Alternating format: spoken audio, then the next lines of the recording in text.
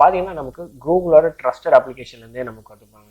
கூகுளோட trusted application அதில் வந்து இப்போதைக்கு நான் எதுவும் பண்ணலை, பட் இதில் ஒரு பேலோட் வந்து இன்ஜெக்ட் பண்ணியிருக்கேன்.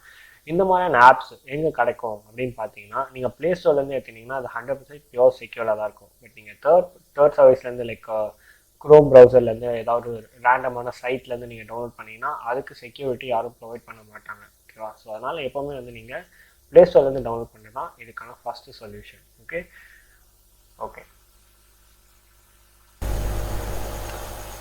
இப்போ வந்து நம்ம லைவாக வந்து வெப்கேம் ஹேக் பண்ணலாம், அதை யூஸ் பண்ணி லைவாக வீடியோ ஸ்ட்ரீம் பண்ணலாம்.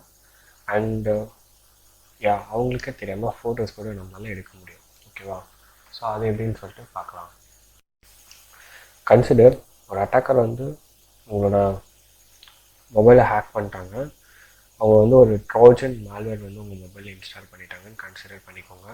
Nowadays it's very simple.